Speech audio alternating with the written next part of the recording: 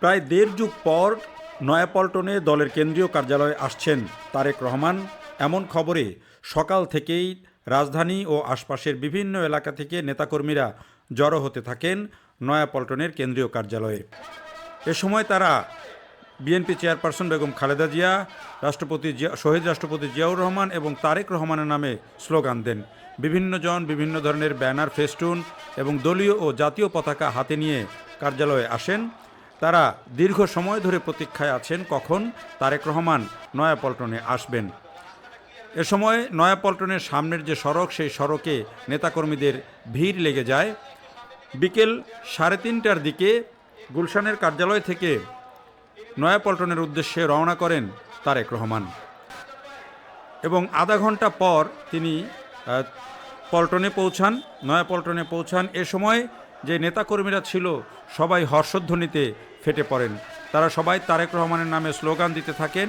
তারেক রহমানের আগমনকে ঘিরে এই এলাকায় নেওয়া হয় কঠোর নিরাপত্তা ব্যবস্থা। আইনশৃঙ্খলা রক্ষাকারী বাহিনীর পাশাপাশি দলীয় যে নেতাকর্মী এবং যারা আছেন, ভলান্টিয়ার যারা আছেন, তারাও কিন্তু নিরাপত্তার ব্যবস্থা করে। তবে দলীয় কার্যালয়ের সামনে কিন্তু ছিল উপচে পড়া ভিড়।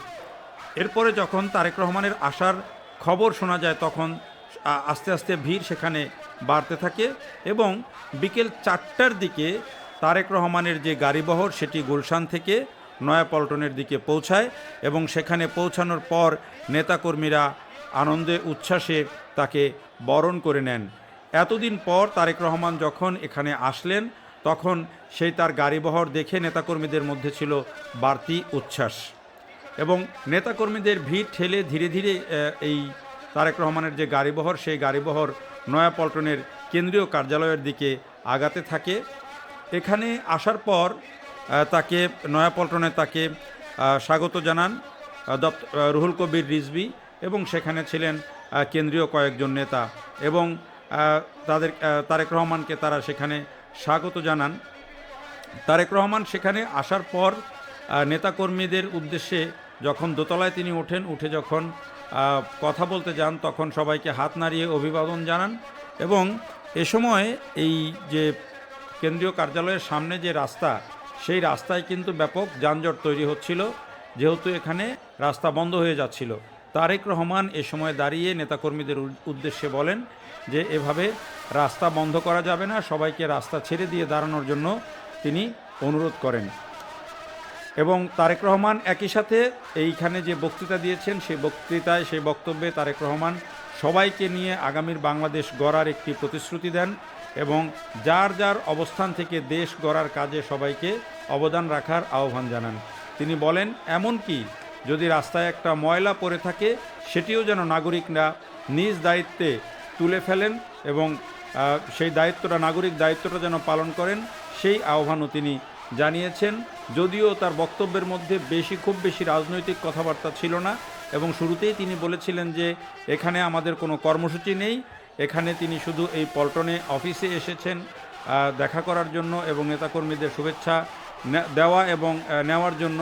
কোনো বড় রাজনৈতিক কোনো বক্তৃতা দেননি, কোনো নির্বাচন বা অন্য কোনো কিছু এসব বিষয় নিয়ে কথা বলেননি। তিনি শুধু বলেছেন দেশ গড়ার কাজে সবাইকে দায়িত্ব পালন করতে হবে এবং দলীয় নেতাকর্মীদেরকেও সেইভাবেই কাজ করার আহ্বান তিনি জানিয়েছেন। এই যে দেখেন, সবাই কিন্তু কেউ দলীয় পতাকা নিয়ে, কেউ জাতীয় পতাকা নিয়ে, কেউ ধানের শীষ নিয়ে তারেক রহমানের যে গাড়িবহর, সেই গাড়িবহরকে স্বাগত জানায় এবং দলীয় নেতাকর্মীদের যে ভিড় এবং উচ্ছ্বাস, সেটি দেখেই বুঝতে পারছেন যে তারেক রহমান আসার পর সেখানে কি পরিবেশ তৈরি হয়েছিল।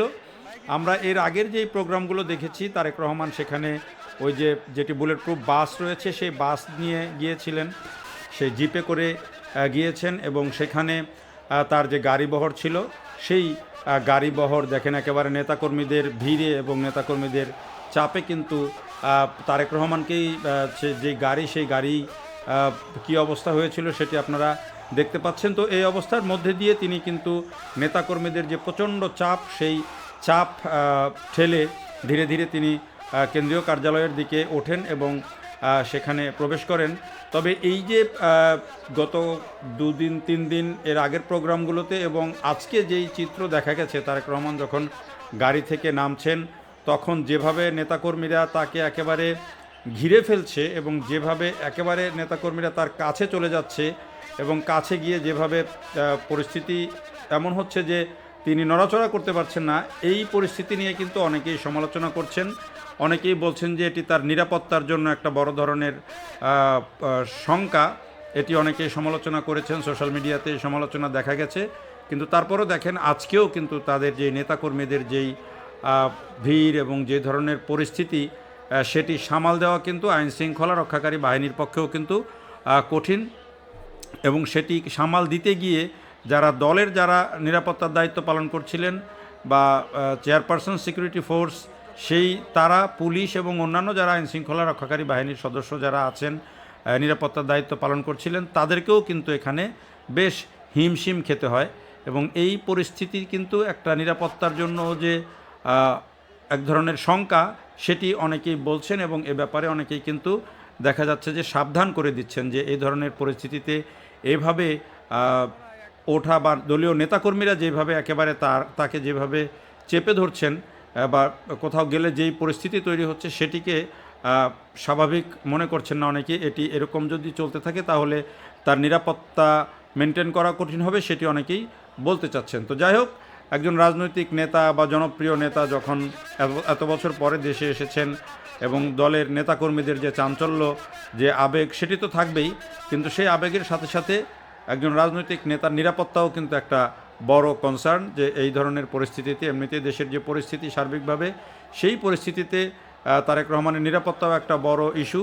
সে কারণেই অনেকে বলেন যে এইভাবে আসলে যেই প্রক্রিয়ায় তাকে ঘিরে ধরা হচ্ছে, যেভাবে যেখানে যাচ্ছেন, যেভাবে নেতাকর্মীরা তার একেবারে কাছে এসে যাচ্ছেন, এটি একজন নেতার জন্য একদিক দিয়ে ভালো, আবার নিরাপত্তার জন্য কিছুটা হলেও শঙ্কা, সেই কথাটি বলছেন। এই যে দেখেন, আপনি যখন তারেক রহমান আসলেন এবং দোতলায় উঠে হাত নাড়লেন, পুরো নয়াপল্টনের সামনের যেই জায়গাটা, সেটি নেতাকর্মীরা তখন কিন্তু উচ্ছ্বাসে ফেটে পড়েন এবং এ সময় তিনি সবাইকে চুপ করে থেকে ধৈর্য ধরে কিছু কথা শোনার আহ্বান জানান এবং তিনি বলেন যে এই সড়কটিতে আপনারা দাঁড়িয়ে আছেন, এখানে যানজট লেগে যাবে, মানুষের দুর্ভোগ বাড়বে। যদিও সেটি খুব বেশি কাজে আসে নাই।